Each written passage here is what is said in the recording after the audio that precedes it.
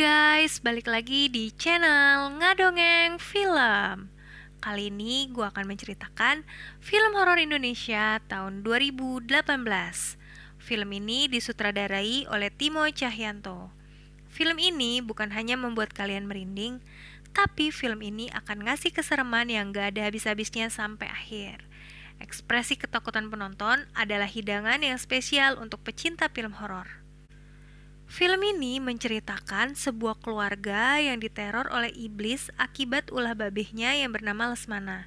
Di sini Lesmana melakukan pesugihan untuk mendapatkan kekayaan secara instan, guys. Bagaimana nasib keluarganya Lesmana setelah diteror iblis? Yuk, lanjut cus tonton filmnya sampai habis. Film ini diawali dengan alunan lagu jadul. Nah, pria parubaya ini bernama Lesmana. Lesmana memiliki seorang istri dan seorang anak perempuan bernama Alfi. Lesmana terlihat duduk tegang sambil melihat foto keluarganya. Terdengar gedoran pintu yang sangat keras. Lesmana bergegas membuka pintu. Terlihat seorang wanita yang datang menggunakan dress code serba putih dan riasan wajah yang sangat mengerikan.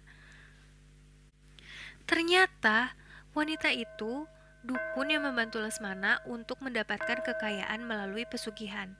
Lesmana memberikan duit dan seikat rambut kepada dukun wanita itu. Rambut siapa ya guys kira-kira? Dugaan gue sih ini rambut ibunya si Alvin nih. Ritual dimulai di ruang bawah tanah dengan menaburkan serbuk-serbuk putih di lantai. Membuat lambang-lambang buat manggil iblis dengan kepala kambing yang udah mokat. Si Lesmana ngeliatin aja gitu kayak orang oon. Setelah memberikan seikat rambut ke si dukun memakan rambut itu yang telah dibungkus kertas. Setelah itu, dukun mengambil rambutnya dan dimasukkan ke dalam mulut Lesmana. Kemudian, dukun itu membakar duit yang diberikan Lesmana. Si dukun itu mengambil kepala kambing, lalu dukun itu terbang dengan kaki yang kotor banget guys. Ternyata Lesmana dan wanita ini melakukan pemanggilan iblis kambing. Hah? Tapi kok ya kambing ya? Baru tahu gue. Setelah dukun itu terbang, Lesmana menyembah ke iblis kambing itu. Langsung deh seketika duit pada berterbangan di ruang bawah tanah itu. Dan muncul banyak banget dari koper. Bukan duit monopoli kan ya? Si Lesmana langsung pergi membawa duit dan masih banyak lagi katanya duit di rumahnya sembari si Lesmana sudah membuat perjanjian dengan si iblis yang dibantu oleh dukun wanita tadi. Singkat cerita, Lesmana menjadi orang tajir melintir. Nah, ketika si Lesmana ditagih janji harus memberikan tumbal yang seharusnya yang dia tumbalkan itu adalah Alfi, Lesmana nggak mau memberikannya. Lalu diberikan rambut kuncir kuda lagi kepada dukun itu yang nggak tahu rambut siapa lagi. Dan ternyata si dukun tahu kalau itu bukan rambut si Alfi. Kemudian dukun itu marah. Tapi sayang guys, si dukun malah dibunuh oleh Lesmana. Sebelum mokat, tuh dukun jambak rambut Lesmana dan memakan rambut itu yang pada akhirnya si Lesmana jadi dikutuk bahwa dia akan kehilangan segala-galanya di saat yang tidak disangka-sangka. Wih, ngeri banget ya guys. Kemudian si Lesmana menguburkan si dukun itu di ruang bawah tanah. Terus pintunya digembok sangat kuat dan diberi mantra-mantra.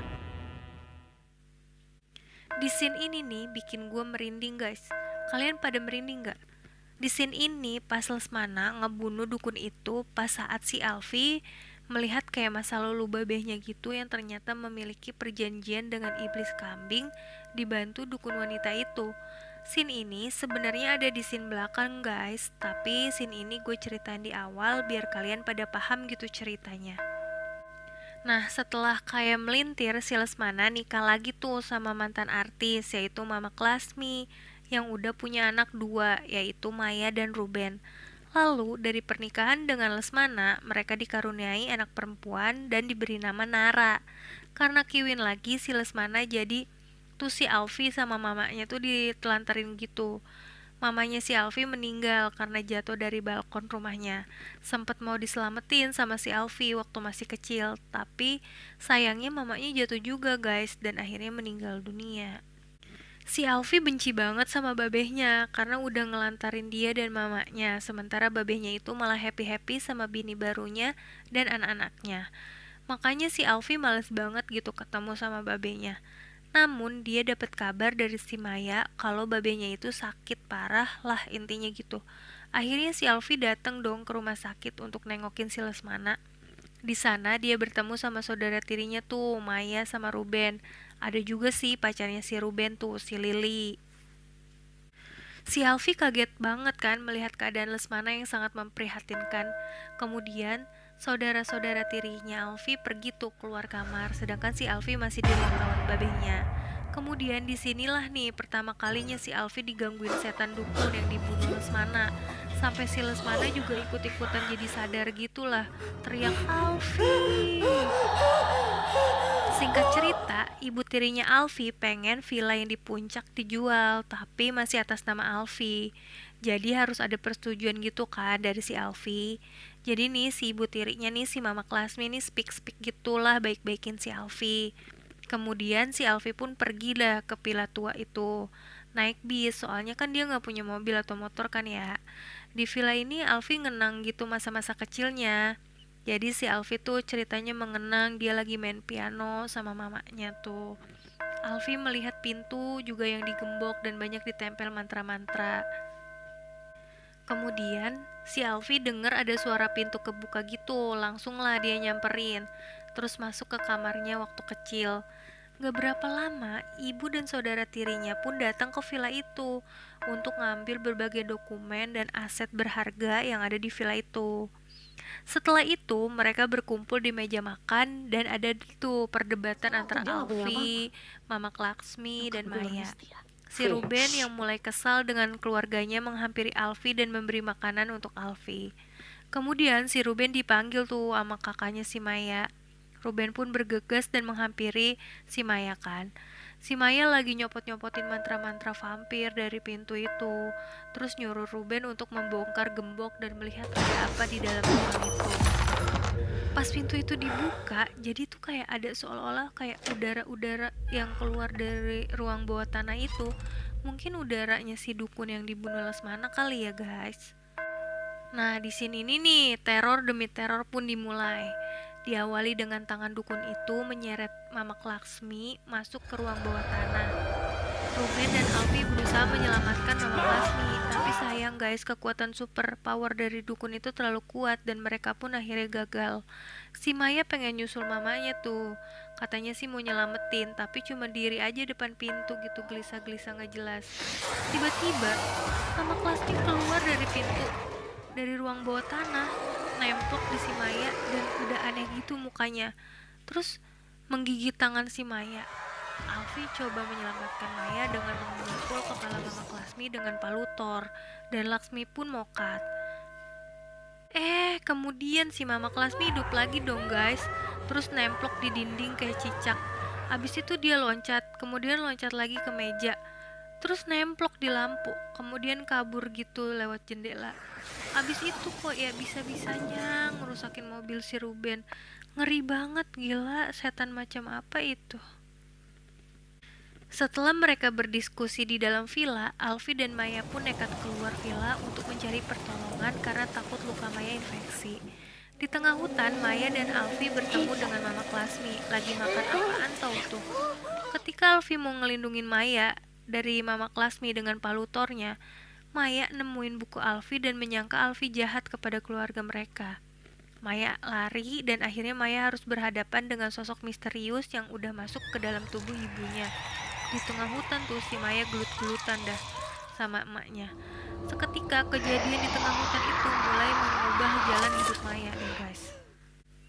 Di villa, Ruben bingung banget mau minta tolong siapa. Akhirnya si Ruben telepon pacarnya tuh si Lily. Suruh si Lily jemput ke villa keluarganya.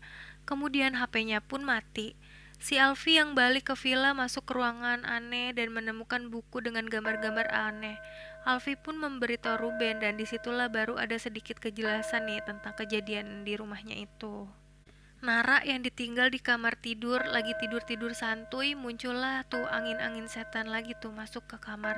Dan akhirnya si Nara digangguin sama si setan dukun itu. Setan itu gunain suaranya si Mama Klasmi untuk godain Nara. Alfi pun datang dan menyelamatkan Nara. Kemudian Alfi dan Nara pun pingsan. Pagi pun tiba, si Lily baru aja tiba dekat villa. Maya nyamperin Lily mau bareng gitu ke villa katanya. Karena ngelihat palutor yang dibawa Maya, si Lily akhirnya mengurungkan niatnya untuk bareng dengan Maya, dan Maya pun membunuh si Lily. Ngeri banget sih Maya ya, jadi kayak psikopat gitu. Maya balik ke villa dengan amburadul, sementara Alfi, Ruben, dan Nara ada di lantai atas. Si Ruben sibuk ngerawat Alfi dan Nara yang lagi pingsan. Si Maya terus masuk ke ruang bawah tanah, dan dia jadi pengikut iblis kambing juga. Malam pun tiba, masih di Villa Lesmana. Suasana makin mencekam dong guys, dengan keanehan Maya juga. Villa Lesmana semakin banyak teror. Alfi, Ruben, dan Nara melihat penampakan iblis yang mengerikan. Ketika mereka mau pergi, Ruben mencari dan mengajak Maya untuk pergi dari Villa Lesmana. Tapi ternyata yang ditemuin si Ruben malah setan. Giginya kayak ikan hiu guys. Ruben akhirnya nemuin Maya, terus dia duduk-duduk santuy gitu sih Maya. Tapi kali ini, nasib si Ruben agak tragis nih guys. Maya nyuruh Ruben untuk ngikut pengikut iblis kambing itu. Tapi entah gimana, jadi ada boneka aneh buat nyakitin saudara-saudaranya gitu tuh sama si Maya. Alfi mencoba menolong Ruben, tapi Ruben menyuruh Alfi dan Nara pergi.